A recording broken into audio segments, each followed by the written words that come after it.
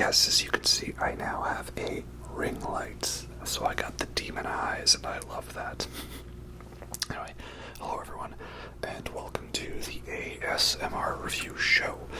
Yes, I have a ring light now. This is the first video I've done filming with it. It's probably going to be out of order from the last several I filmed, which were not with the ring light, but this was a Christmas gift. So yeah, now I will probably be using that, and it's gonna take a little adjusting to me figuring out like how I want it lit.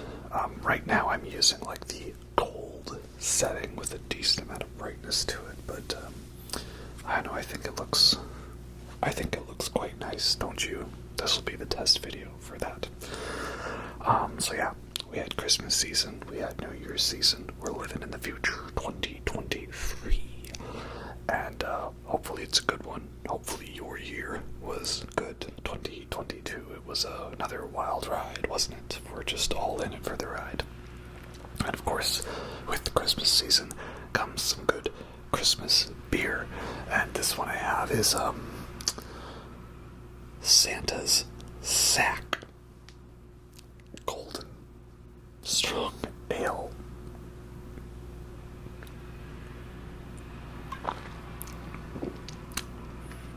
I mean, it's a good beer, very hoppy. It's 10%. It's a strong one. Just did they know what they were doing when they had a golden ale that's called Santa's Sack, and it has the description that Santa's sack has enough kick to keep Santa going through the night.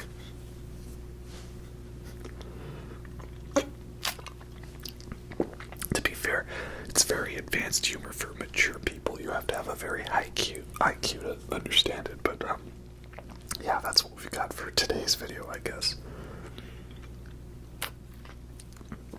But enough talking about Christmas and New Year's. What we are here to talk about is the best of the best, the cream of the crop, the best movies of 2022. Because it was a very good year for movies, a lot of good ones. I mean, obviously 2020 kind of was not good for reasons, and 2021 was a pretty good year. I was quite surprised, but I feel like with a lot of movies, they either still weren't coming out, or they were delayed, or it was difficult to see a lot of them. Like, there was a good period of time where, like, movie theaters were not open around where I was, and they were open in other places, so everyone would be talking about all these great movies and be like, well, I'll get to them when I get to them. But now this year they were open all year, so I saw a lot of movies, a lot of good ones to talk about, so many good ones, and yeah, that's awesome. But, you know, just a few things to keep in mind. One, I am just like a normal guy. I'm not a professional reviewer or a critic. I don't get invited to press screenings or pre-releases or audience rankings and stuff like that. I don't get sent screeners to watch to make reviews on. If I'm making reviews or watching movies, it's like me going out of my own way to do it. So, you know, like, I'm not going to see everything. And I'm only going to go out of my way to watch movies that I'm actually interested in, you know. I don't just have to go see it because it's my job. So that does mean that we've got quite of a specific selection that we're looking at these movies from. And I am definitely going to be padding out the runtime of this video because I want to first of all talk about the top 10 movies that I want to see that I have not seen yet.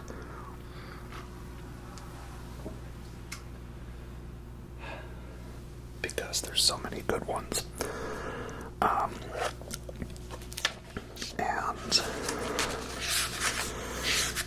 that way, if you don't see your favorite movie on the main list, you don't have to write a comment about why isn't that on the list, because you'll know the answer is I didn't see it. In fact, there's so many good ones that came out that I watched and that I need to watch. I could probably do a bigger list list of just the ones that I haven't seen. So yeah, if that doesn't interest you and you're just here to get to the actual main numbers, you can skip ahead to some point in the video. But I'd appreciate it if you watched the whole thing, because I think I have important things to say. Maybe.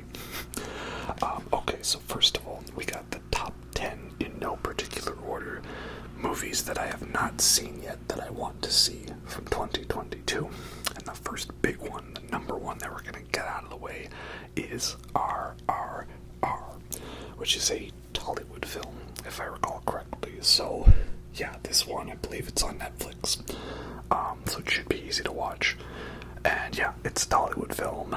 And, I know that's different from Bollywood, right? But kind of a bit of a similar thing. The movies are usually 3 hours long, and they're crazy, and they're over the top, and they're elaborate.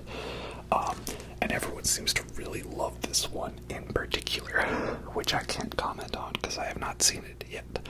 So maybe it would make the list if I watched it. It's on everybody else's list for best films, though, so I'm sure it's good. I just haven't gotten around to it yet, but it looks pretty amazing and awesome. Just that whole genre, as is pretty interesting. Then there is Triangle of Sadness, which is one that I didn't really hear about until people were doing their lists. And apparently it's like a dark comedy, or it's about classism or class divides, and it looks pretty interesting, so I'd like to watch that one. And then there is Aftersun, which looks like an indie drama about people and feelings and emotions and stuff, but it's on everybody else's list, so I'm sure it's a real good one. And that's the thing, some of these films, they come out at like press screenings and stuff, and all those people get to see the films before I'm able to. So yeah, Aftersun, I'm sure, is a good movie. I will watch it eventually. And then there is Barbarian, which was a thriller movie, and I was planning on watching that one, but there were so many other great horror movies and thrillers I watched in the Halloween season, I just couldn't fit them all in. But that one looks pretty good, so I'm interested in that one. And then there is 3,000 Years of Longing, which is the George Miller Genie movie. And it's got Tilda freaking Swinton and Idris Elba, and it looks like it's a total crazy drug trip of a film. And I heard it wasn't the most amazing, but if it's got a cool style to it and it's kind of unique, I'll appreciate that element to the film. So I'm interested in watching it. It looks good. And then there is one that I remember came out. I kind of ignored it. But now I've realized who it's by. The movie is Deep Water, which is the second in the cinematic universe of Ben Affleck getting into a relationship with a girl who's kind of cray-cray, after Gone Girl, of course. I didn't realize this was directed by Adrian Lyne, who did Jacob's Ladder, which is one of my all-time favorite movies. And I know he's done a couple others like Fatal Attraction and stuff, but I didn't know he was still in the business. So hey, that might be an interesting one to check out. And then also, while we're talking about thrillers about relationships with a kind of eroticism to it, Fresh, which I know is on Disney Plus, and I'm pretty sure it's about cannibalism. And yeah, apparently that one's good. Doesn't that one have Sebastian Stan? He's quite fine, so that helps. And then also, while we're on the topic of movies that I think are about cannibalism that I have not seen yet, The Menu, with everyone's favorite name to mispronounce, Ralph Fiennes, also known as Ray Fiennes, and Anya Taylor-Joy. Apparently that one's good. And I don't know anything about it, so please don't spoil it for me. But I think it's about cannibalism. And then, obviously, in the amazing genre of Oscar bait movies about people making movies, or stuff about how much we love movies, there's a lot of good ones. Many will appear on the main list. But the one that I didn't see yet was Sam Mendes' Empire of Light, which looked pretty promising, but apparently hasn't really, it's kind of sort of, it sort of came and went. People ignored it. So, I don't know, but I'd like to see it eventually. And then last on the need to watch list is a very cutesy looking film, Marcel the Shell with Shoes On. It looks fun and adorable and cutesy, and I'm sure there'll be lots of good feels moments in it, but yeah, that one looks pretty appealing to me, so yeah, I'd like to watch it. So there you have it.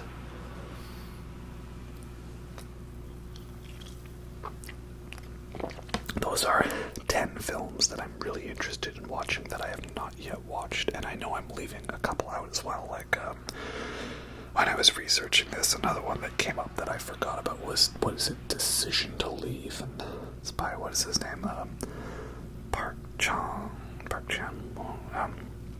wasn't he the guy that did Stoker, maybe, or Oldboy? Is that who it is? Maybe. My knowledge of Korean cinema is very not good. I need to expand on that. Well, whoever it was that made Decision to Leave, that one looks like a good one, so we can throw that on there too. And then I'd also like to give out a couple of awards, shall we say.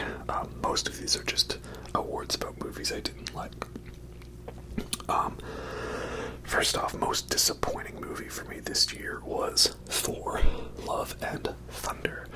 I'm doing a video ranking all of the Marvel movies from phases 1 through 4, so that's going to come out eventually. It's already filmed. And spoiler alert, but Thor, Love and Thunder is very low on the list because Thor Ragnarok was one of my favorites. That one is very high on the list. And so, for me, it's not that Thor, Love and Thunder had comedy in it. I think it had a decent amount of drama, but it's the same thing I felt about Spectre, the James Bond movie.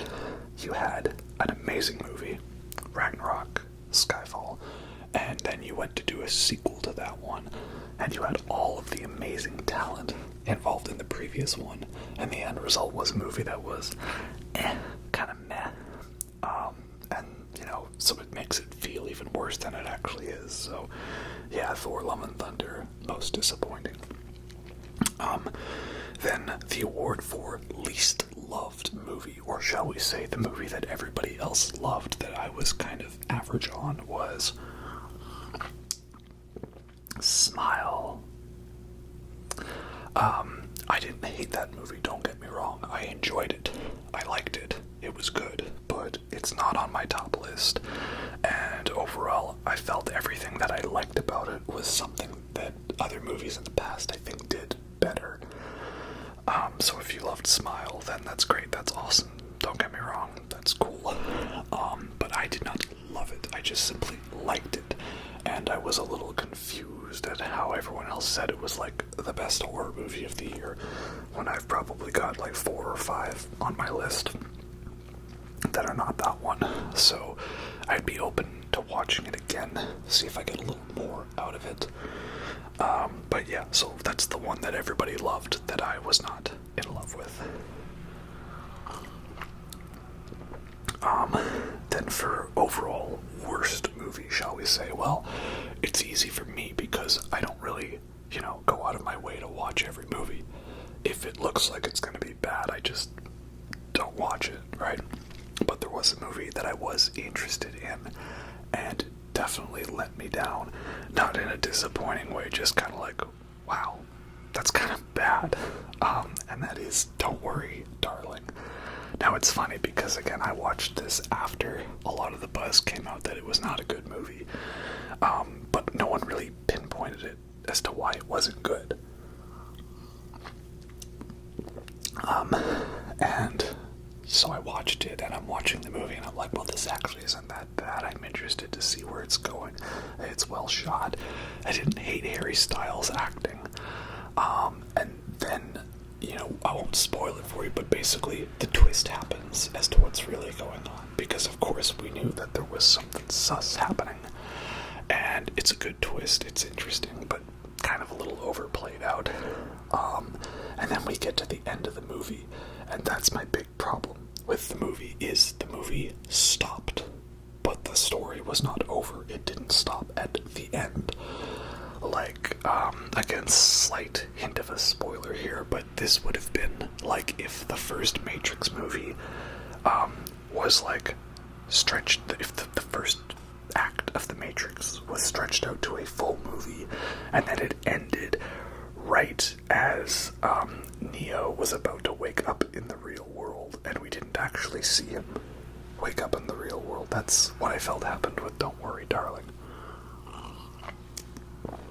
Yeah, it's like the movie had to be no more than 2 hours, so as soon as they hit the 2-hour mark, they just said cut. And that's the thing, the ending really does ruin it for me. Like, why am I gonna bother watching this movie if none of the mysteries add up to nothing? It's the same reason people hate on TV shows that have bad endings. What was the point of all of it if it didn't stick the landing, right? So yeah, not a fan of that one. And then the last award to give out, it's movie I am most conflicted about. It's a tough thing to talk about because this is a movie where I really wanted to love it, and there are some aspects I legitimately love, but then there's so many other things keeping me from loving it, and I thought, well, how am I going to rank this one on the list? So I just chose to simply keep it off of the list in its own category. It's like hydrogen, you know, on the elemental table, right? It's in its own separate category, and that's what this movie is. And the movie is Blonde, the Marilyn Monroe, Andrew Dominic directed movie. Blonde is the movie I'm most conflicted about because I really wanted to love it, and there are some elements I legitimately love. It's amazingly well shot and well directed, and the score is fantastic, and it's got a very, scarily accurate message and themes that do still translate to today's society. So it's got a very important thing to say in that way, right? And Ana de Armas absolutely kills it as Marilyn Monroe. Some people didn't really like her normal Cuban accent shining through, but I don't know, it kind of gave a nice element to the character, so I liked that. So she's great. But then there's so much also wrong with it, like, it's 3 hours and it doesn't need to be, and you will see a lot of 3-hour long movies on my list, so length is not an issue, you know, size doesn't matter. Wait a minute. But laughing at my own joke there. Yeah, so it's overly long, and I really don't like their depiction of Marilyn Monroe / Norma Jean in this film. And I know it is based off of a fictional novel, so that's okay. And I know that there are so many movies that take liberties with the real life story that are still great. Like, everyone hated the Bohemian Rhapsody Queen movie. I actually really enjoyed it, but I know it's not accurate. And Braveheart's not accurate, but that's a great movie. So you don't need to be accurate to the historical fiction or the true story to make it good. Blonde is definitely not, because it was never trying to, so I don't care about that. It's so much about it, like, it's how it is like, I don't like that Norma Jean's barely a character in her own movie. She's like a weird, infantilized, infantile thing. Yeah, like those shots in the movie that gave it the NC-17 rating, the POV shots, I didn't actually mind those. And it's not like I find it too edgy for me, right? I love Gaspar Noé films. I love the movie Irreversible. I've watched that movie multiple times, right? And Lars von Trier stuff, like, edgy stuff like that, that doesn't bother me. But something about this movie rubbed me the wrong way. So what I was saying is if Blonde was not 3 hours long, and it was about a fictional character, not taking a tragic true life story and rewriting it like a fake character, and that character still had some good agency, like they were still a proper character to make me care about them, rather than just, a vessel for the own director's kind of maybe misogynistic views on the real life story. and it had more David Lynch shenanigans going on, because this movie's definitely got some David Lynch influence, and I like those parts. If it had all those factors, I would probably love this movie more, but then I wouldn't be describing that movie. I would be describing Mulholland Drive, which is one of my favorite movies. So you see my issue with Blonde. It's like they took one of my favorite movies, Mulholland Drive, and they made it not nearly as good. So why would I bother with that movie? If it has some good elements, yes, but it's ultimately not Mulholland Drive, right? It's like Knack, right? There's so many video games that are not Knack, and that's a fair criticism of every game that is not Knack. It would have been better if it was Knack, and so many movies would have been better if they were Mulholland Drive, and Blonde was not Mulholland Drive or Inland Empire. So, yeah. I had a lot to say on that movie. That's my thoughts. I'm kind of in the middle. I don't hate it. It's not the worst movie of all time, but I can't in good conscience say I love it. It's therefore the award for most conflicted movie, Blonde, 2022. Should have had more Mulholland Drive. Alright, here we are 20 minutes into the video where we're actually getting to what the title of the video is. My top 10 movies of 2022. And of course, I did not clickbait you with making it a top 5. It was actually a top 10. But I did clickbait you. You got clickbaited. We're doing a top 20. Number 20 is a movie that I'm sure might creep up a little higher on the list if I watch it more, but for now it's at 20. And that is The Banshees of Inisherin. Oh man, my Irish is not very good, is it now? Side note as well, the ranking of this will probably change, like in mid-editing or maybe even mid-filming, but I'm sticking with this for now, and just the fact that these movies are in a general position on the list I think is a good indication, so don't get too hung up on 16 being lower than 15 or stuff like that. But 20 is The Banshees of Inisherin, and this is a movie directed by Martin McDowell, the guy who did In Bruges and Seven Psychopaths, and he's got Colin Farrell and Brendan Gleeson back in the movie again. Yay! And it's a very emotional drama that also has lots of great moments of brilliant dark comedy. Yay! Those are all good things. And it's got lots of pretty shots of like the Irish cliffs and stuff. That is also good. So yeah, it was a great film, good drama. Only reason it's not higher up is because everything else is above it. I really loved this one a lot. Now it makes me realize that I never actually watched 3 Billboards Outside Ebbing, Missouri, which was kind of his like biggest hit, I think, in terms of like Oscars. So we'll see how this one does. But yeah, it was pretty good. A lot of great subtle nuances to it, so I like that a lot. And then number 19 is the triumphant return to body horror from David Cronenberg, Crimes of the Future.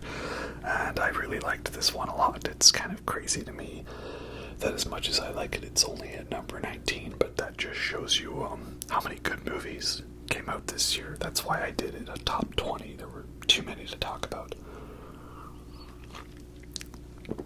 Yeah, so it's everything I love from David Cronenberg movies. Creepy body horror stuff and amazingly awesome effects. Good combination of practical and digital. But it's also about ideas. I love the way David Cronenberg has movies that take place in a sort of distant future that don't feel too far off from our own. Or he takes ideas that are like, things we've really talked about in reality, and then he kind of expands upon them, right? The idea of, humanity's evolution and developing new organs. So yeah, I love all the ideas behind it. Good horror and good science fiction should be based off of ideas, right? And concepts and themes. So it was a very, very good one. Thought it was a little odd how Viggo Mortensen was doing his Slav/Patches squat everywhere, but I guess that was because he had some back problems and couldn't really stand for too long during the monologue, so whatever, it was a choice. I thought it worked. And has there ever been a more thirstier character than Kristen Stewart in this movie? I'm not sure, but she was also great, because again, Kristen Stewart is at her best when she is using the Kristen Stewart-isms to the advantage of her character. So yeah, that's a great one. Now his son Brandon Cronenberg's got another one coming out that I just saw the trailer for, Infinity Pool. Can't wait to see what that's all about. Because that one has Mia Goth, or is it Goth, in it, and she is the main star of the next movies, which I'm kind of cheating by putting them both in the same slot, but it's because they're two of the same type of movie, and that is X and Pearl, directed by Ty West, both starring Mia Goth. Now, is it goth, and is it meant to say that when I say I love Mia Goth, I love me. I love Mia Goth, alright. We love our goth ladies, our goth mommies. But Mia Goth is awesome. So yeah, I got another set of horror movies here, X and Pearl. I'm putting them together because, yeah, they're just sort of two halves of a whole, in a way. X is a great 70s Texas Chainsaw Massacre throwback slasher film that's also kind of got a lot of sexploitation elements to it. But as fun of a slasher as it is, it still manages to subvert a couple tropes of the genres. It's definitely got one of the best uses of Don't Fear the Reaper by Blue Oyster Cult in a film. And then you've got Pearl, which is the prequel to X, the secret one that was filmed just afterwards. And that was a very fun one too, because it was like, hey, did you all love Mia Goth in X? Well, let's just let her go absolutely crazy in Pearl.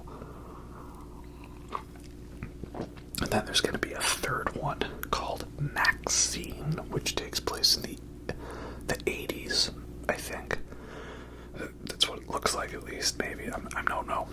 I was a little disappointed that one didn't come out in the same year, because then we could have gotten a horror movie trilogy all in the same year. That would have been really cool. So yeah, they were very fun. Really impressed me. Out of the two, I think I prefer X, but that's because it's got music by Chelsea Wolfe, who is a, goddess amongst us normies. She's amazing. And then at 17, I'm not exactly doing 2 and 1 for a spot, but I kind of am, because at number 17, it's the Hulu Plus movie Prey, which is a new Predator movie. But we're also going to shout out the other 80s movie that is now kind of rescinded as a franchise, but kind of gave new life to a Hulu Plus original movie, Hellraiser. So we're putting Prey and Hellraiser in the same spot as well, because this was a really good year for Hulu Plus originals, which now this gives me a little more faith in the fact that I think we're getting a Hulu Plus Alien movie, or at least maybe an Alien TV show. So that gives me faith, because both these ones were really great installments in their franchises. Prey did a good job of taking the whole concept of a Predator movie, but in a really cool setting, following a Comanche tribe and main girl's quest to defeat the Predator, and she's basically Aloy from Horizon. So that's awesome, and she's got a cute dog as a companion. That's great. These are all good things. And it did a good job of showing how she ends up going toe-to-toe with the Predator.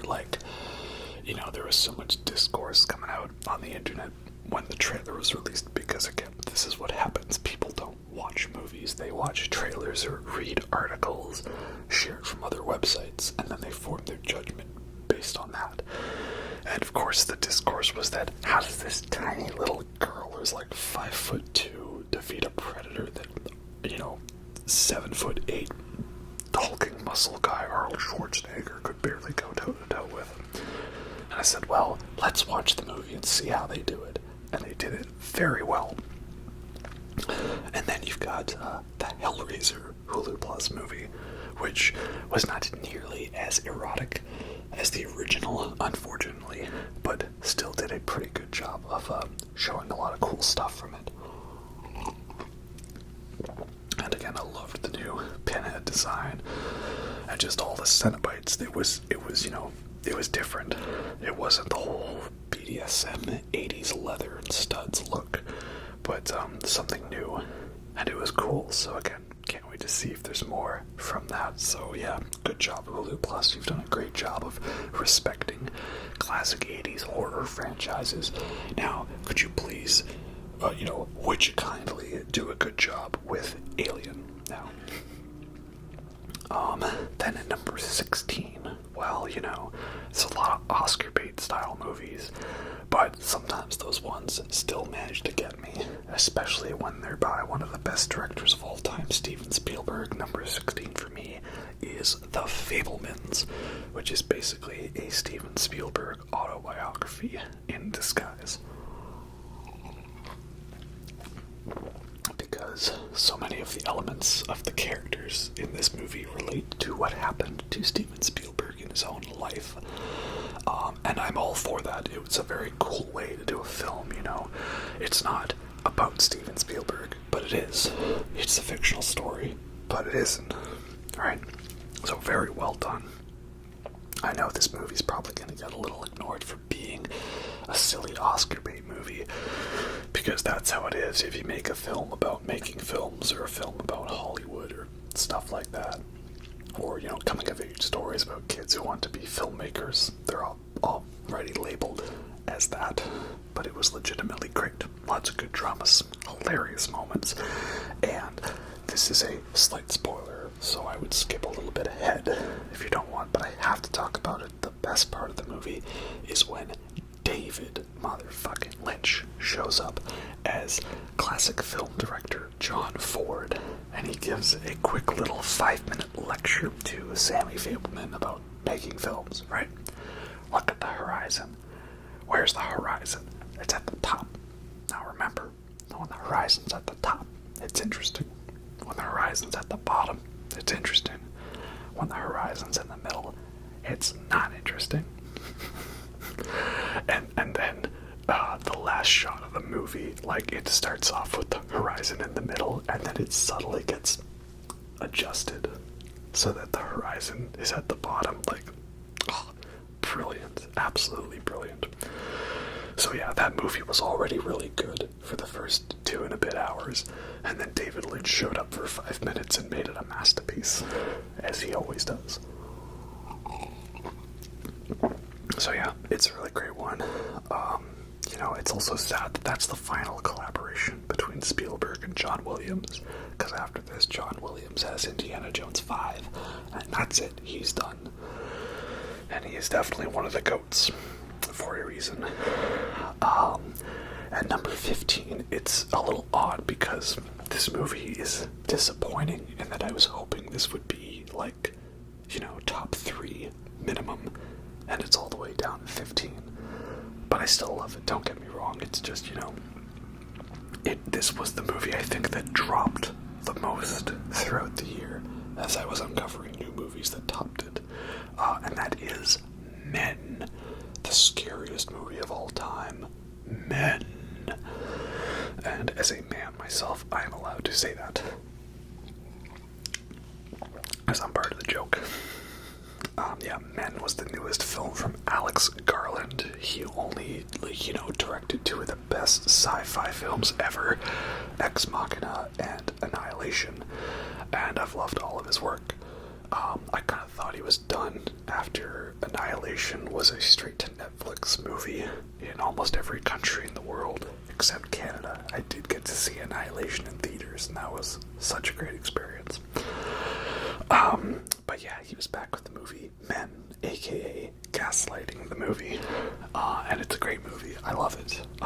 It does have a lot of those, shall we say, stereotypical A24 elements.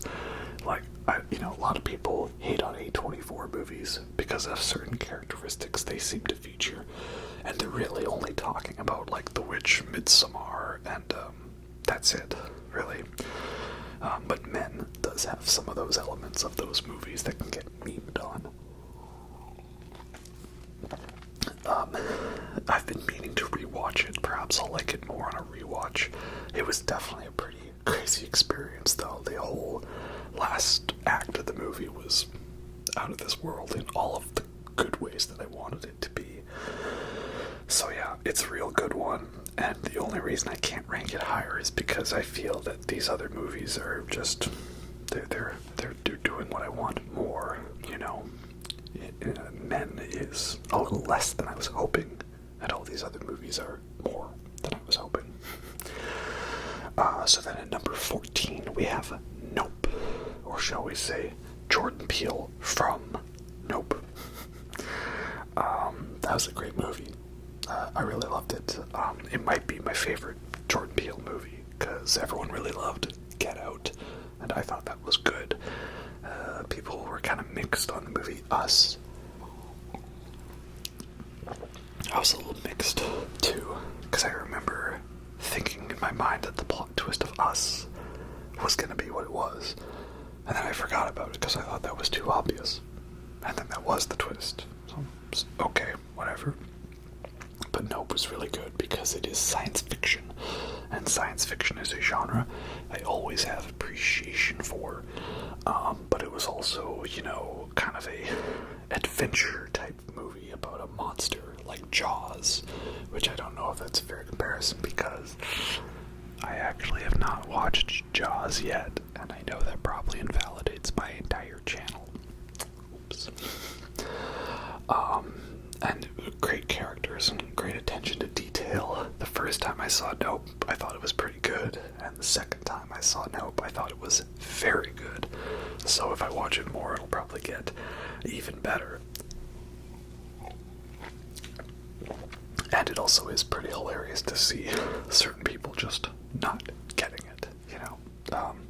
Nope was a very fun, intense movie that definitely shows that less is more. Plus, also, we got to see a character do the Akira bike slide, right? I clapped when I saw it. At number 13 is a movie I really was hoping to love, and I was actually really surprised that I still did love it, and that is Pinocchio. Not the Disney live-action Pinocchio. No, Guillermo del Toro's Pinocchio, of course. The stop-motion masterpiece with like an amazing cast and everything. I loved it because this was such a great year for Del Toro. We already had the Cabinet of Curiosities TV show that he was like the main head producer of, and he assembled all of these great new modern directors to, you know, take us through some good old spooky stories, and there were so many great ones. I know I mentioned this show when I talked about in my Halloween episode and in my favorite TV shows, and since watching those, we talked about the episode that David Pryor directed, The Autopsy, and since then I have watched that main movie from David Pryor, The Empty Man, and I really loved that one a lot. And of course, you know, Panos Cosmatos, Jennifer Kent, even Catherine Hardwicke, director of Twilight, made a good episode. Like, it was a great show. And now he comes at us with this one, Pinocchio. And I'm glad to see that, like, he was a director on it. Part of me kind of worried that it was just sort of like a sort of Tim Burton case where they just sort of threw his name on there because, oh, he sort of helped with the story a bit, but it wasn't all about him, right? Though to be fair to Tim Burton, I know he does get annoyed when people attribute Nightmare Before Christmas to him. He says, no. It's mostly Henry Selick. But back to Pinocchio, yeah. It's a great movie. You know, what I wanted from it was like a cool, interesting take on Pinocchio that felt fresh and wasn't just a derivative version of the 40s Disney movie, which is what the live-action Disney movie was. Yeah, that's why I got it. It was a cool invention to it, but it also had lots of Del Toro's unique signature trademarks. Like, I know he has a lot of sort of, you know, trauma about, like, certain wars and stuff, and you see that in, like, Devil's Backbone and Pan's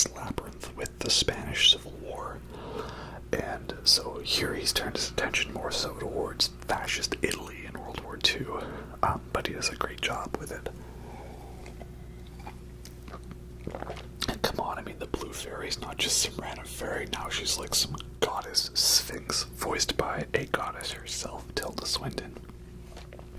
And you got Cate Blanchett as a monkey. That's definitely the second best Cate Blanchett performance of the year. You probably know what the best Cate Blanchett performance of the year is, and that movie is going to be on the list later on. So yeah, I loved this movie a lot, you know. It managed to be a cutesy animated movie with actually a lot of heavy themes to it, proving that animation is not just for kids. You hear that, YouTube? And at number 12 is a movie that I'm not sure if it counts for 2022 because it was technically available for people to watch in 2021, but only if you were one of those prestigious film critics or film channels that they, you know, send you movies to watch so you can make reviews for them, which I am not. So because there was no physical way for me to watch this movie in 2021, I'm counting this one as a 2022 movie, and it is another stop-motion movie that is a masterpiece, but it is on the complete opposite end of the spectrum from the stop-motion of Pinocchio. And it's a movie I've been really hyped for a long time, and it was everything I wanted. It was a 90-minute full-length Tool music video known as Mad God from Phil Tippett, legendary stop-motion visual effects magnificent maestro. Yeah, Mad God is like pure, unfiltered nightmares, all in grotesque stop motion, and like it was like 30 years in the making, and it finally came out, and it just blew my mind in all the great ways. I know some people didn't like that the movie didn't really have a story to it, and that there wasn't really any dialogue or anything like that. But for me, like, this is what I wanted it to be, what I was hoping it would be. It was. And so I love it for that. Is it one that I'm gonna watch a lot? Probably not. But yeah, I've always loved Tool's music videos because they're one of my favorite bands. And they've got all a bunch of creepy stop motion and stuff. Because their guitar player, Adam Jones, he used to be a visual effects artist for movies like Jurassic Park. And so now we get just a movie that looks like it's a full-length Tool music video, and it's a disturbing nightmare, and I love it. It's so amazing. So sorry, Del Toro, but you did get outshined in the stop-motion department by Phil Tippett in Mad God. Loved that one. And then the one that is just outside the top 10, it was really close, it got just beat out, is a movie that is probably going to get a lot of pushback because of all of the hype and, anticipation for it. And that is Avatar: The Way of Water. Finally came out after a 13-year wait, and I really loved this one. I actually think I like it more than the original, because of one main reason, and that is I've always loved the first Avatar, and I love this one. You know, I love science fiction movies. It's my favorite genre. I think horror and thriller is my second favorite genre, I guess. So science fiction is my favorite genre. So I love, movies about ideas, movies with unique worlds, movies that make you feel immersed in another reality. And the first Avatar delivered on all that. But of course, yes, the complaint that everybody talked about, the plot is just Fern Gully meets Pocahontas meets Dances with Wolves in space. Yes, I understand. I agree with those sentiments. But the experience was fun. I went and I saw Avatar in the, theater re-release earlier this year, and yeah, I loved it. Still great, So now The Way of Water, the second one, corrects the biggest problem of the first one, in that it is no longer just Dances with Wolves meets Pocahontas meets Ferngully in space. It's now got its own story to it. So I liked not necessarily knowing where it was going to go. I mean, I knew it was going to build up to some badass action sequences because James Cameron is the GOAT when it comes to action. And it did. But you know, how we were going to get there, what was going to happen with the characters, we didn't know that. And it was definitely all of some of the best elements of James Cameron movies in the past rolled into one. And it turned into a nature documentary for the middle hour, and we got to hang out with whales, and I'm a fan of the band Gojira, and their biggest song is Flying Whales, so I'm all down about whales being absolutely metal. Whales are great. And Star Trek The Voyage Home, Star Trek 4, the one where they save the whales, that's one of the best Star Trek movies, so the fact that we're doing another Save the Whales movie, that's great too.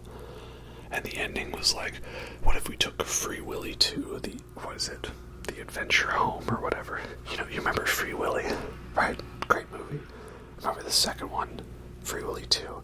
That was another great one too, where there was like an oil tanker spill, and it like lit up on fire, and there was like a rescue chopper. It was pretty intense for a kid's movie. So then, you know, James Cameron saw that and was like, write that down.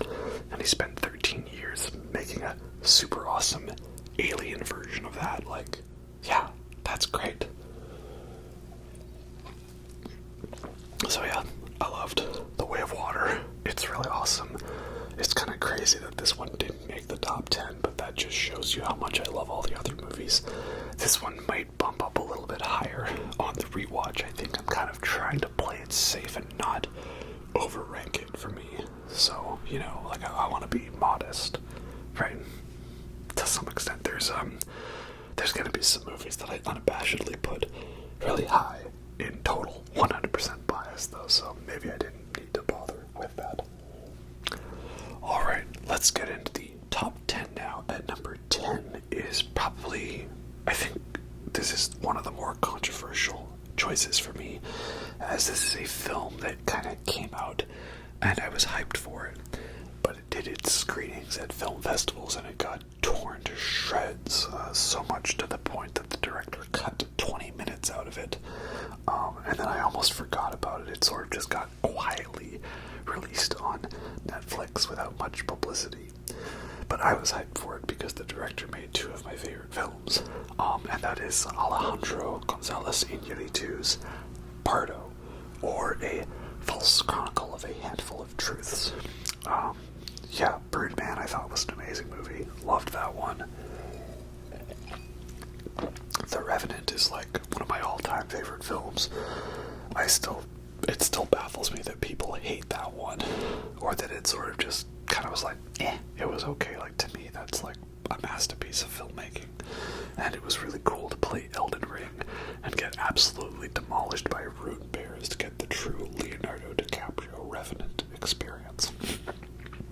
And then they also put Royal Revenants in that game, and the Revenants screw you as hard as Leonardo DiCaprio got screwed the Revenant. But I digress. Bardo is like a type of movie that I love.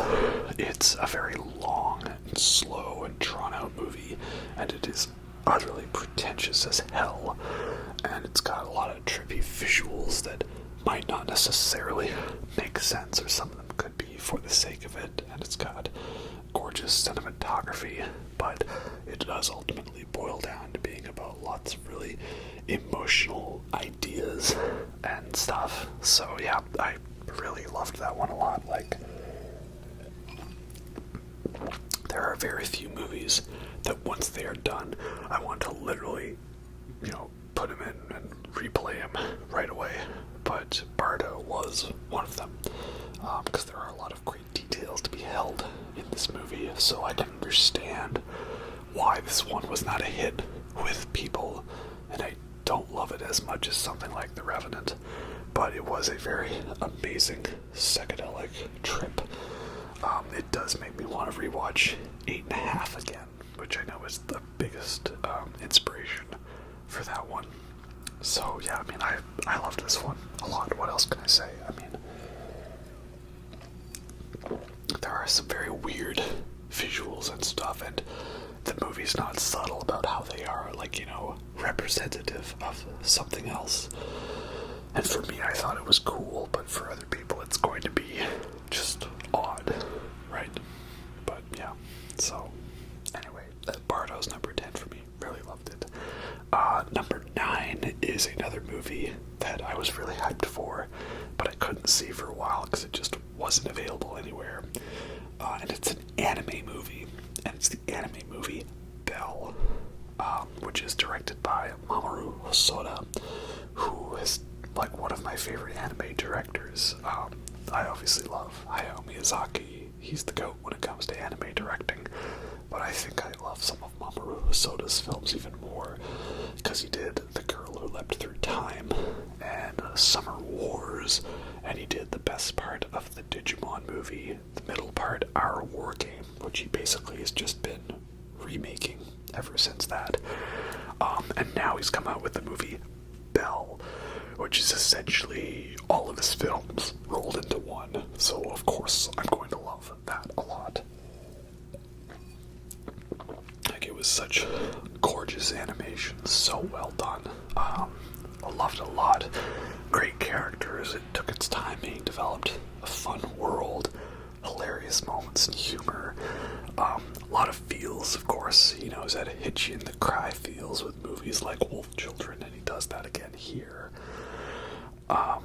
Yeah, and such a great soundtrack too. Like, the really cool thing with the movie Belle is they really put a lot of effort into the English dub for it.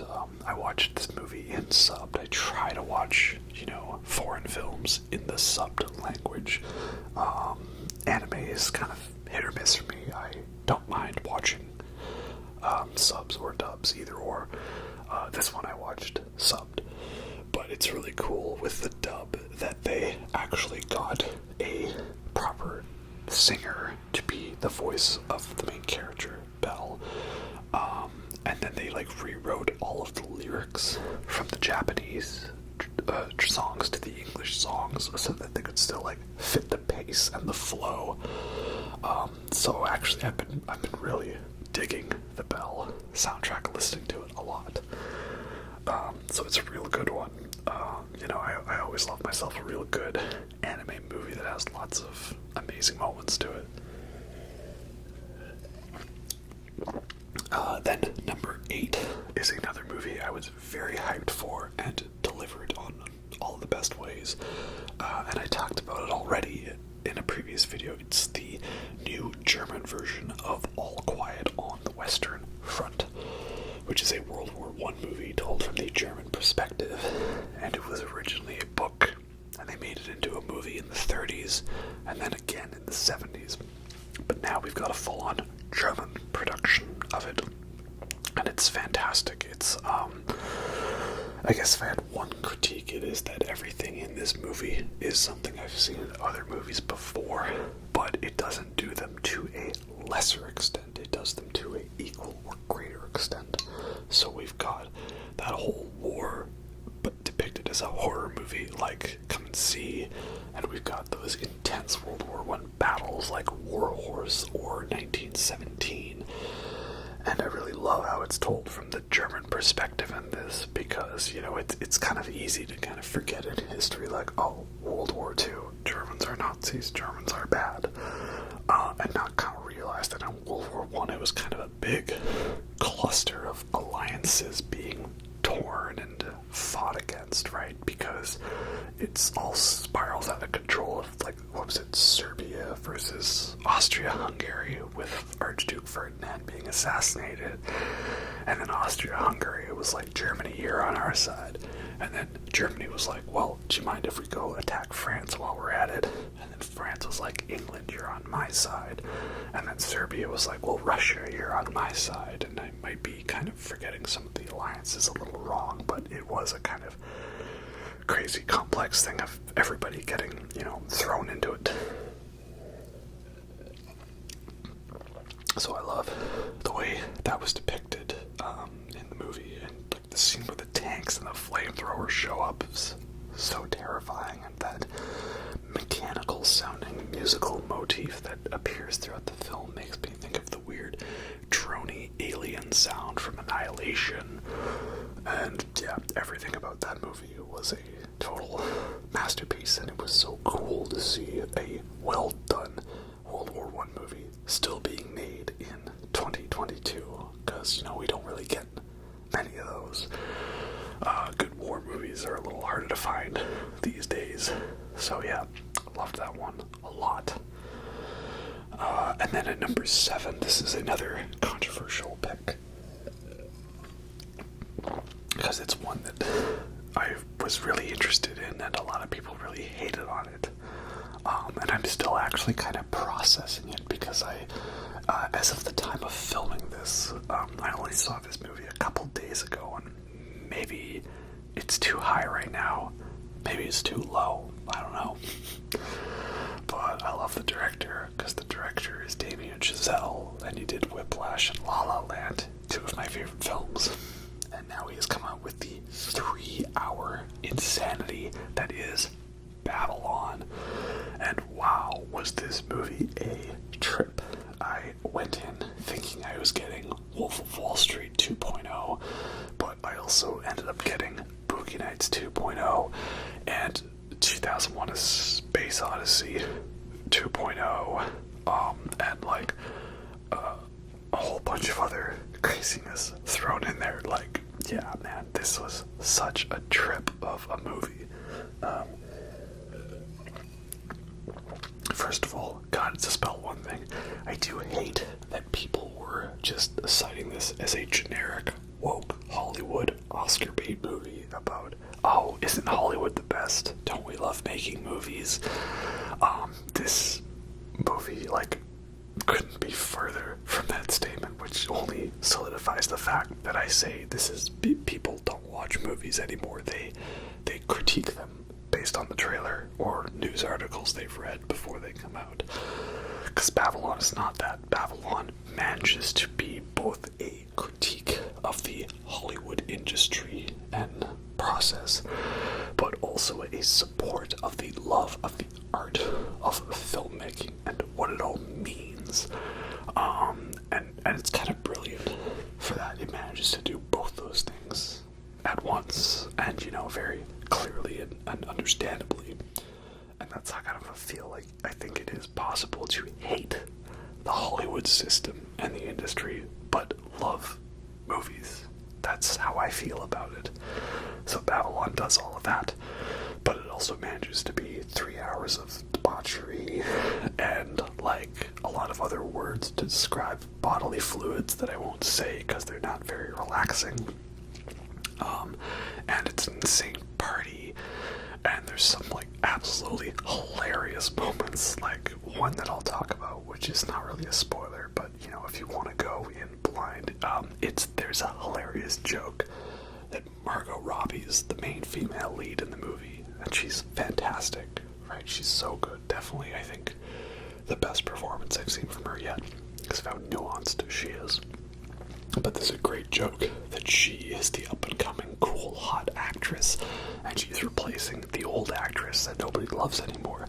And the old one that she's replacing is played by Samara Weaving, who is like Margot Robbie's like literal twin sister in real life. Everyone jokes like, is it Margot Robbie or Samara Weaving? We don't know.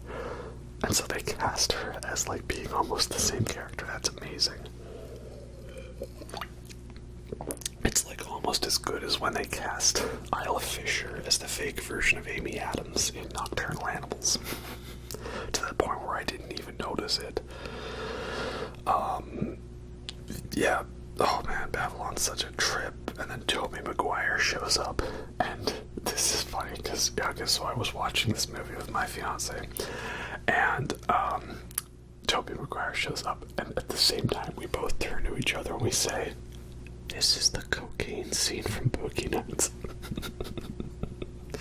And it basically was, but then also Tobey Maguire is Satan, and he's like leading them through like the levels of hell, like it's Dante's Inferno. But then there was like a total like Persona style 2001 Space Odyssey ending to the movie. Like, man, does Damien Chazelle know how to end his movies with a bang. Like, I kind of just sat there after the movies. We both stared at each other like, what the fuck did we just watch? What did we just watch? So, yeah, this movie could go up higher if I love it more, or it could go lower. But, yeah, I don't really get the hate about this movie. I think it was very underrated. And then at number 6, we have the most recent movie I saw on this list. So I could be overrating it due to recency bias, as I am filming this video literally after getting home from the theater of watching this one. But it's really good, and it got to me a lot. And it's by my favorite living filmmaker, Darren Aronofsky, and it is The Whale. The Whale, directed by Darren Aronofsky, starring Brendan Fraser. So yeah, it's a total tearjerker. I think I lost it at least 4 or 5 times during the movie's runtime alone, and I was ugly crying, and I sat in the back of the theater so that when the lights went on after the movie, no one could see me, but it's great, it's not just sad movie makes you feel sad, the end. There's so much more nuance to it.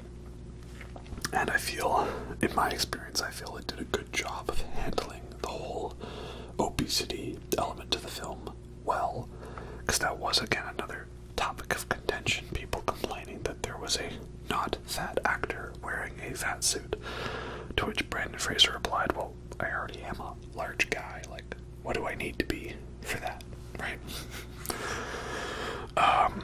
So it was a great film. It was very interesting because, as someone who has loved all of Darren Aronofsky's prior movies, the main thing I've noticed is that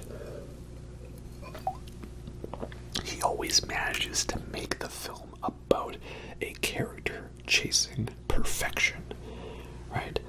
Max in Pi, all the main characters in Requiem for a Dream, Tom, and all of his different personas in The Fountain, Mickey Rourke's character, Randy the Ram Johnson in The Wrestler, Nina Sears, Natalie Portman in Black Swan, and surprisingly, he still managed to make Noah, a film about a person chasing perfection.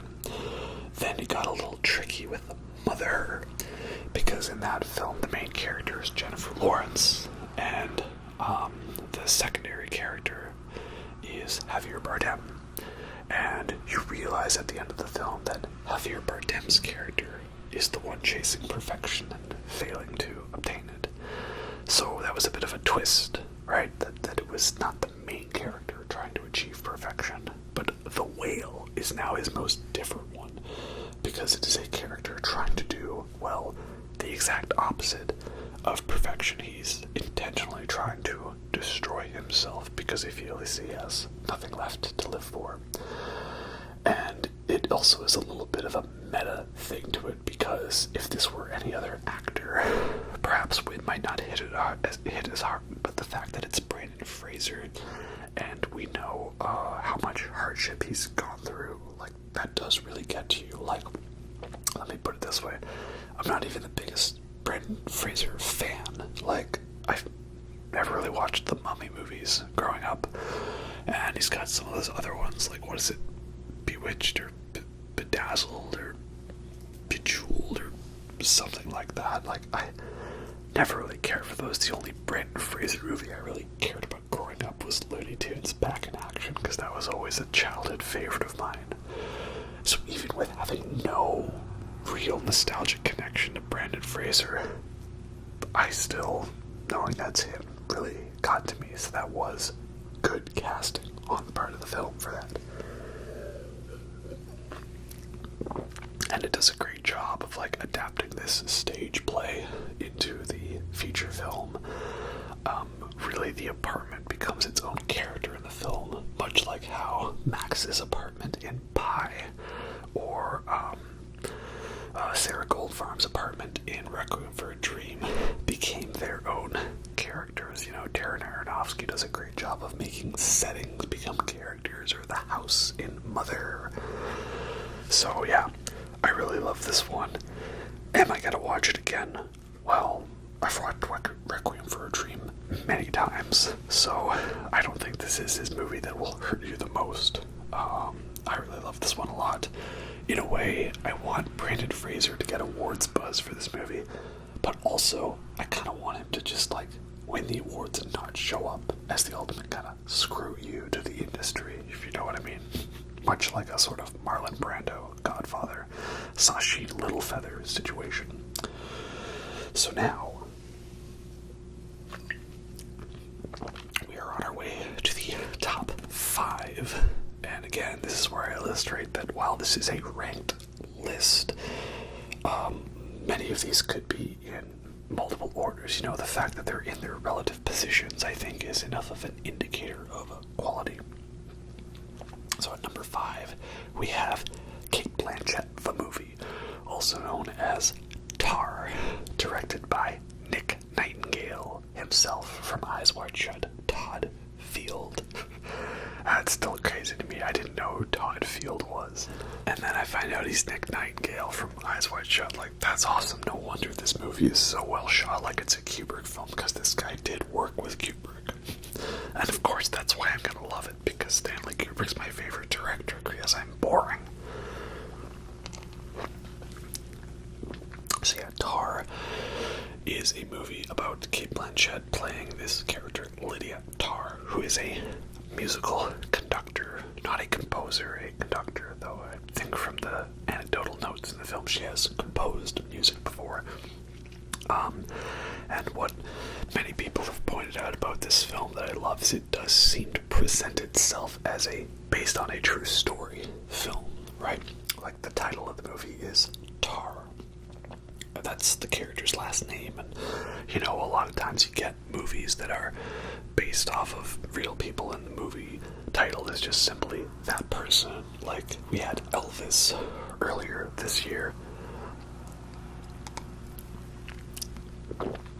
But it is not, even though there is like a big long 10-minute intro where it's just an interview with like a real life reporter, and we have like reporters and actors appearing as themselves, and it's also, at least for me, it's the first movie I watched that actually kind of acknowledged the pandemic as being like, oh yeah, that's the thing that happened, right?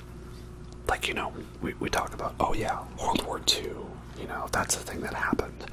Or like polio outbreaks, that's a thing that happened. Or the Civil War, right? Sort of matter of fact, like, yeah, that's a thing, right? This movie sort of talks about, oh yeah, it's like over the course of the pandemic, like, it's just matter of fact, that's a thing that happened. So that's cool. More of the concept of making this fictional film feel like it is not fictional. And then, oh man, it's just such a great movie because it's both like partially a thriller and a drama and a biopic. And it's about music. And, you know, I can appreciate that. I love music a lot. I know music. I know the best music.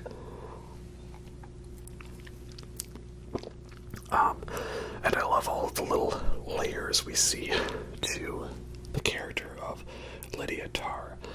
I don't want to go into too much detail about this one, because again, you know, no spoilers, but let's just say I reveled in the revelation that she's a total hypocrite when it comes to certain stuff, because there's a very long shot early in the film, like a near 10-minute take, and it's a great long take because I've said this before.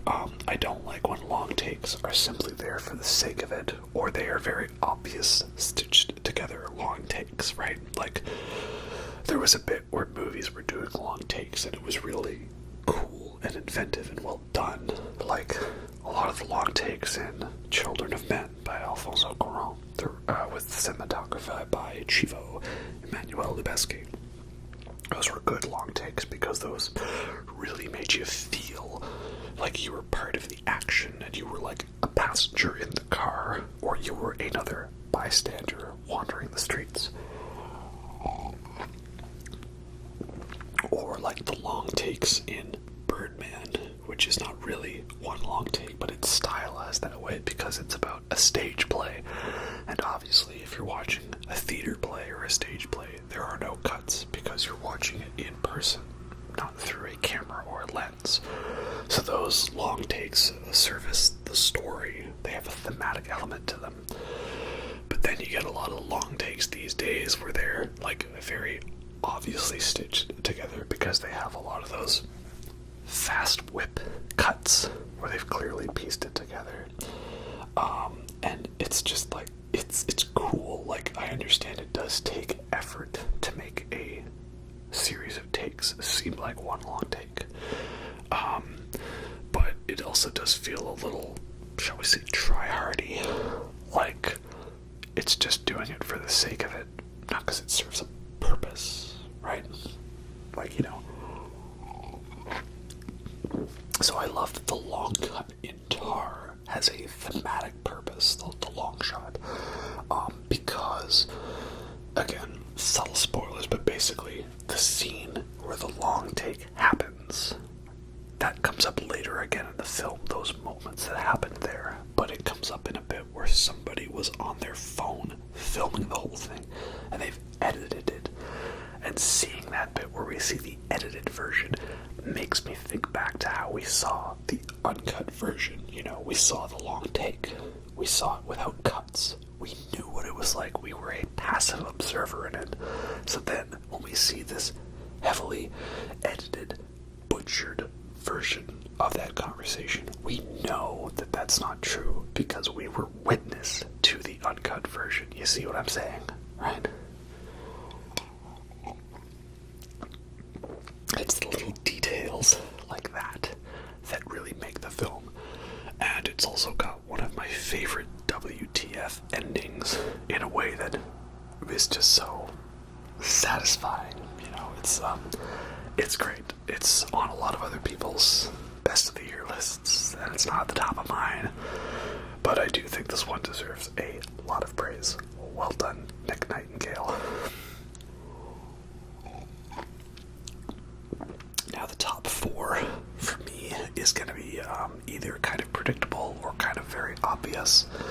I'm not going to blow your mind by pulling out some random, like, Polish film that nobody's heard of. These are all very mainstream movies, but these are ones that I really loved. And it's kind of funny that 3 of these came out early in the year, and I saw them right away, and the 4th one also came out early in the year. I just didn't see it, but that's how it is. You know, it's my list. I can do what I want. Number 4 is the only comic book movie that actually elevated the genre and took it to new heights by trying to do something original instead of by the numbers, and it is The Batman. I've always been a fan of David Fincher, you know, crime movies like Seven and Zodiac, and I've loved the Christopher Nolan Dark Knight movies. So then, oh man, mind blanking on it. Director of the film, this is my thing, I'm supposed to be able to do this. Dawn of the Planet of the Apes, Rise of the Planet of the Apes, The Batman. Wow. I'm at a total loss right now. Anyway, that guy, you know who he is. He's great. I'll probably remember it later. But that guy was like, hey, you fine if I mix The Dark Knight with Zodiac and Seven? And I said, yeah, sure, why not? And so they did, and it was awesome. And you had Robert Pattinson as Batman. Amazing casting. So glad to see that he's doing stuff that everyone loves. And, oh man, like, this is kind of where we get into the fact that I realize some of my top favorite movies have a lot of eye candy in them, you know, and The Batman has a lot of eye candy in it, specifically Robert Pattinson and Zoe Kravitz, Catwoman, Batman. They're just both so gorgeous in this film. Eye candy is always a nice thing, am I right? And it was like 3 hours. How is this movie 3 hours? But it's not boring. And everything is so slow and methodically paced. Like, I'm watching this movie and I'm thinking any other lesser filmmaker would have done so many fast bits or cuts here, and they don't do that here.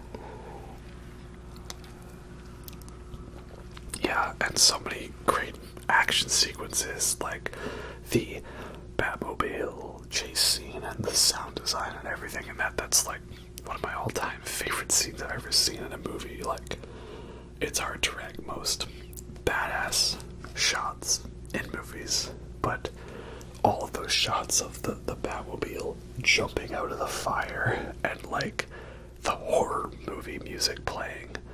You know, it's a horror movie because it's a horror movie for Colin Farrell's Penguin. Also, Colin Farrell, you were great in Banshees of Inisherin, but you're the best in this one.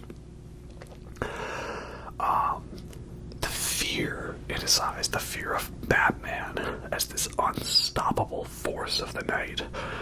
And it's the final shot of where we see the Batmobile like do a little side stop, and then we just see Penguin's car go like flying by in it. Like, oh man, I get the chills from that. That's the real ASMR, is the Batmobile chase scene in The Batman. Yeah, man. I love that one so much. It's just awesome. And I really hope that DC doesn't screw it up, because DC has kind of really screwed everything else up this year. Like, just when I think DC couldn't screw it up any worse, they do. So The Batman came out, and it was awesome. And they had this very sort of self-congratulatory trailer before the movie, talking about all of the great DC movies that were going to come out this year. And then a week later, they announced, by the way, all those movies we announced, they're going to get delayed to like next year. And I went to see The Batman again, and that trailer was surprisingly absent from the screening. And then they were like, well, great, the Flash movie we can't release because it has Ezra Miller in it, and everybody hates Ezra Miller now because he's a weirdo. And we can't release Aquaman of the Last Kingdom because it has Amber Heard in it, and everybody hates Amber Heard now. So we released Black Adam, and it was kind of average, but it had that cool tease at the end where Henry Cavill was back as Superman. And then not even a month later, we announced, oh, by the way, Henry Cavill's no longer going to be part of The Witcher because he wants to be Superman. But also, by the way, he's no longer Superman.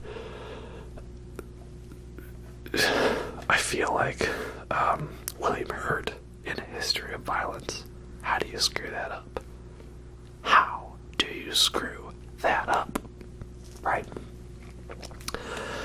So yeah, we'll see what happens to DC. They can screw up everything else, but don't screw up The Batman. Please, don't. Because I love it too much. And then at number 3, we have one of the more obvious entries on my list, because it's the one that everybody loved and everybody talked about how great it was, and they were praising this movie, and it went to number 1 on like all the big sites, and it's on everybody else's list, and it's on my list too because I watched it and I was like, yeah, you know what, everyone's right for loving it. So not to sound too much like a broken record, but number 3, my third favorite movie of the year, is Everything Everywhere All at Once. Yes, believe the hype train. This movie is as amazing as everyone has made it out to be. Why?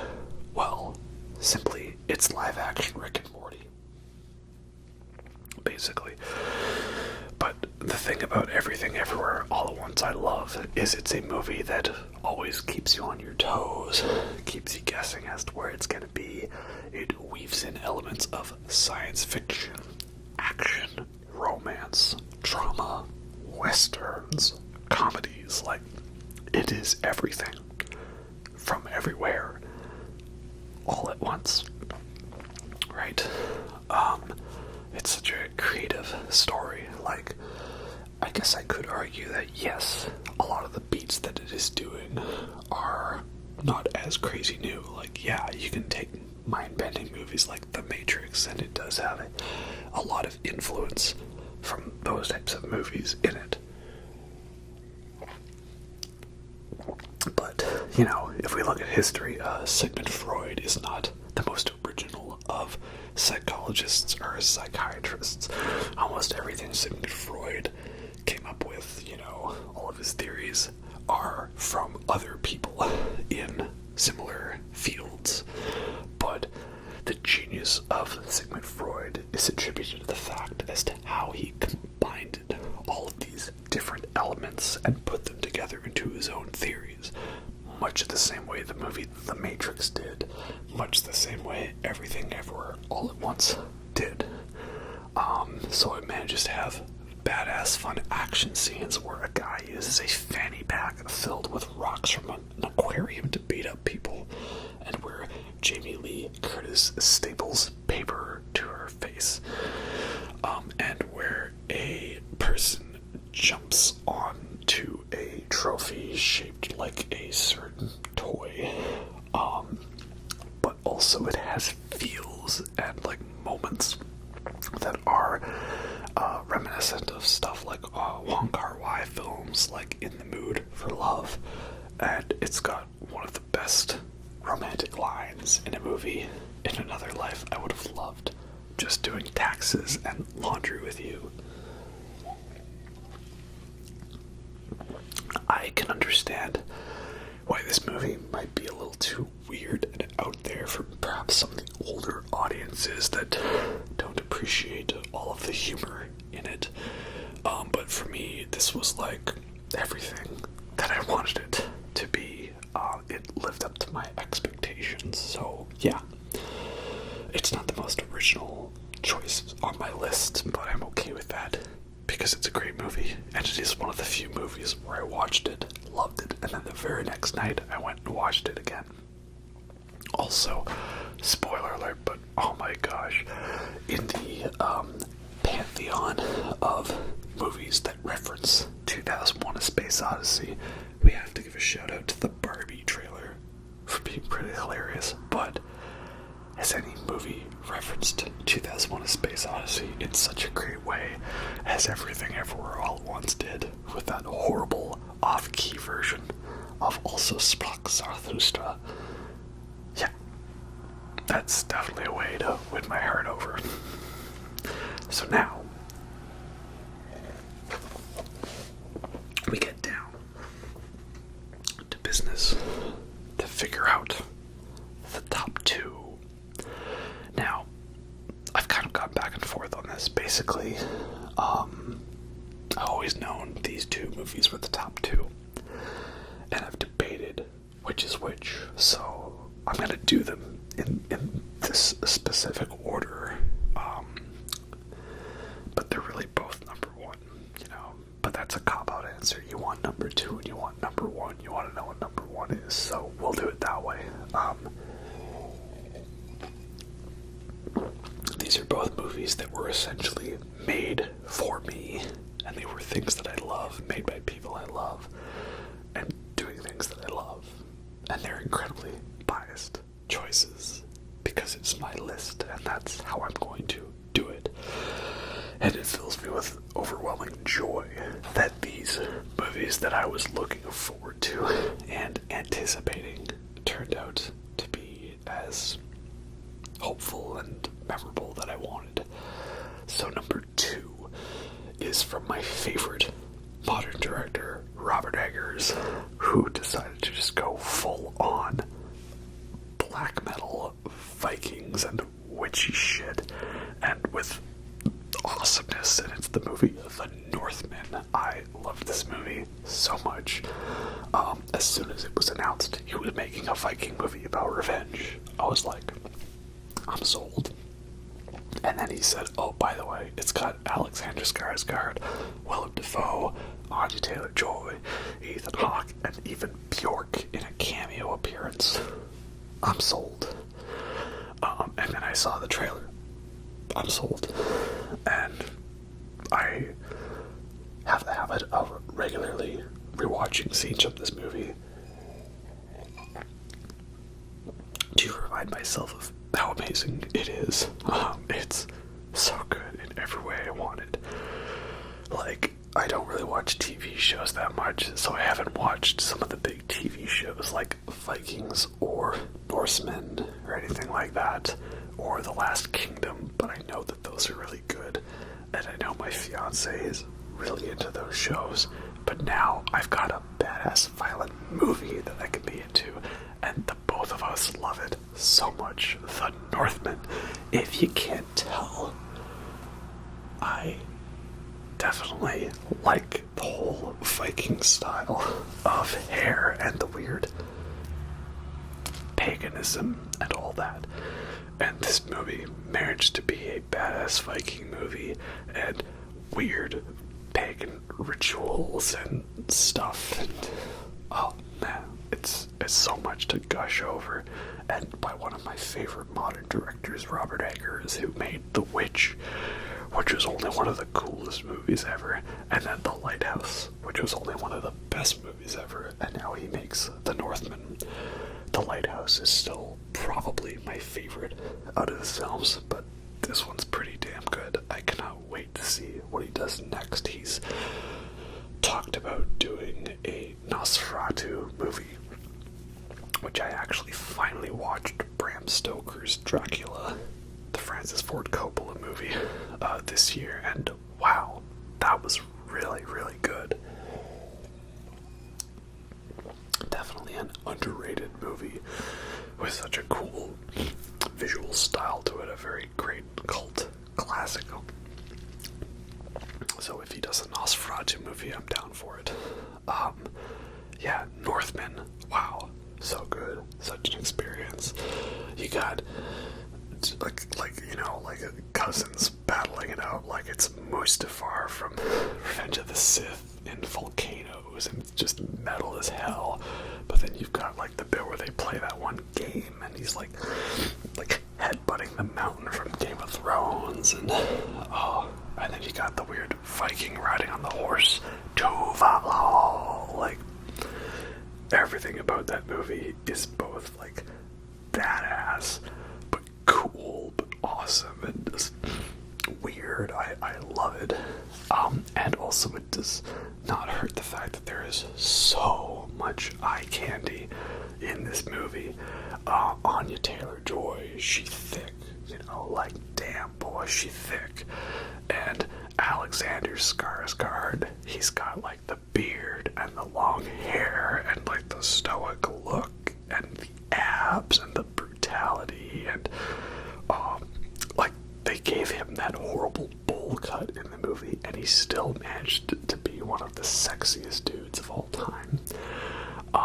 And then there's his stunt double in the scene where they're rowing the boat, and his stunt double is also hella fine.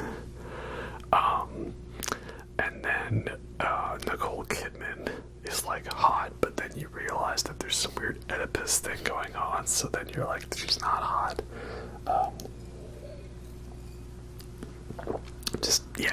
This movie is all the eye candy, right?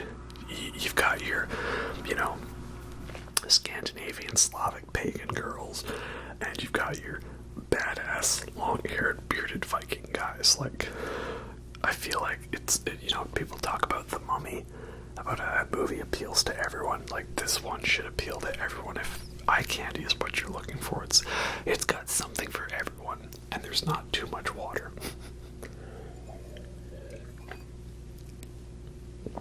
But of course, now we get down to number one.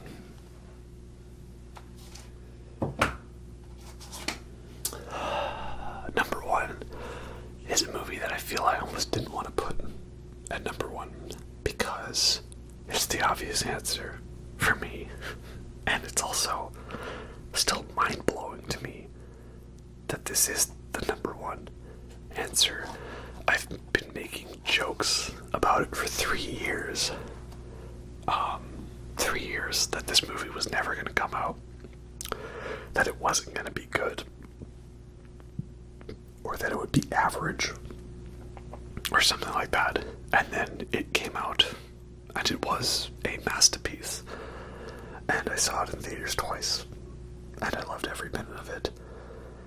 And I've watched it again, and I've loved every minute of it. So yeah, it is the number one for me. I'm not afraid to be incredibly biased. I'm not afraid to just be like, yeah, that's how it is for me. Because it's a sequel to a movie I grew up with that was an important part of my childhood. And I tried to not look at it with rose-colored glasses, and even doing so, it's still amazing. Well, no beating around the bush. Number one for me is Top Gun Maverick.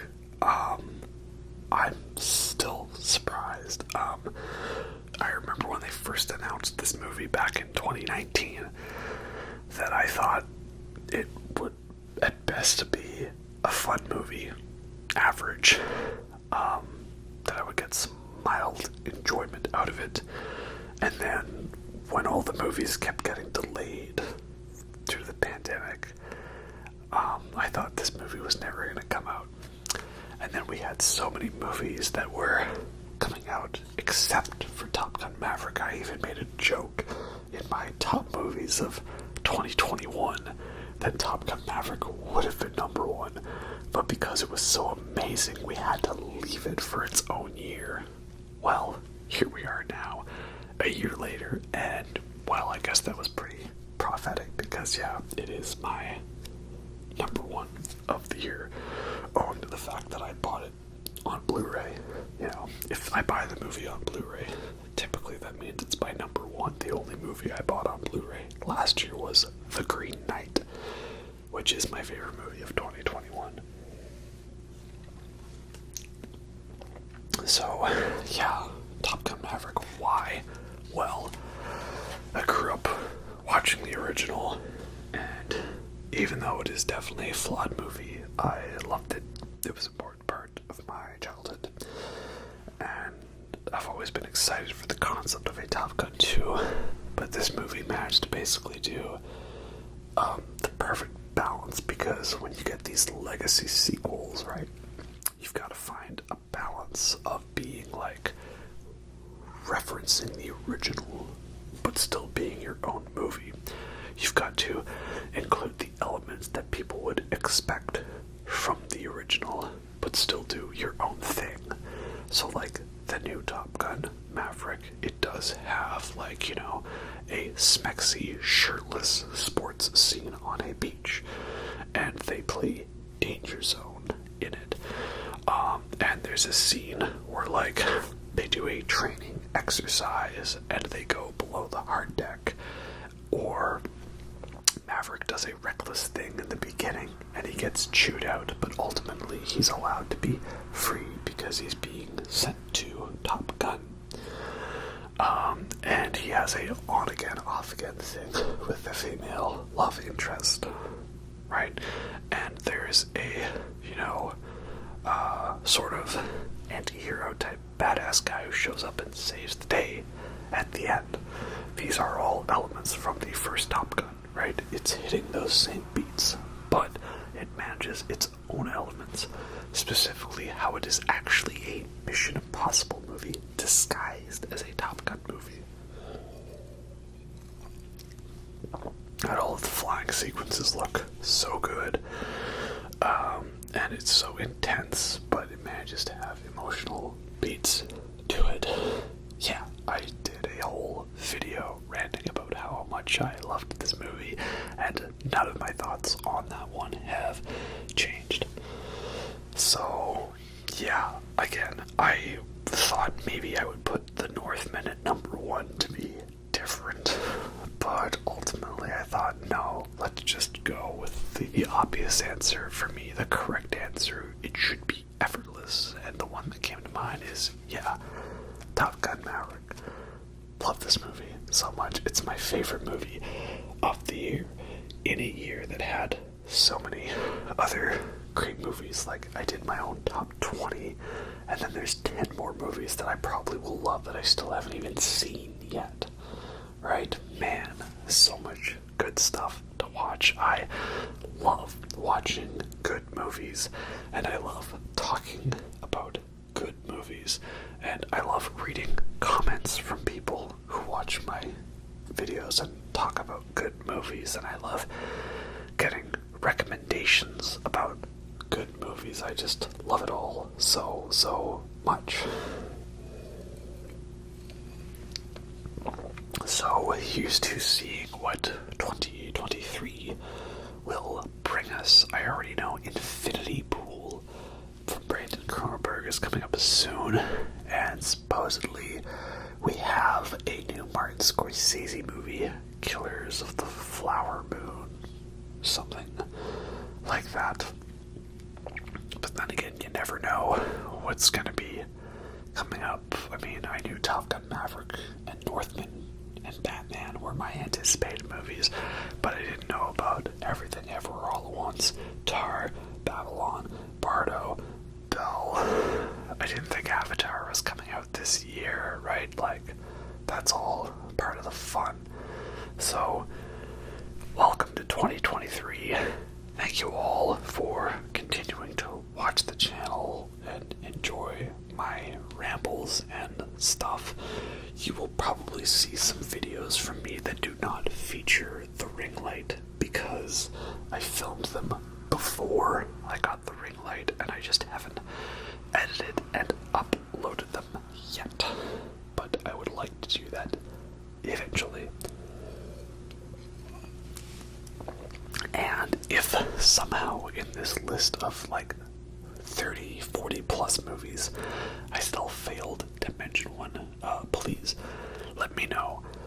I do always love finding out great new movies to watch.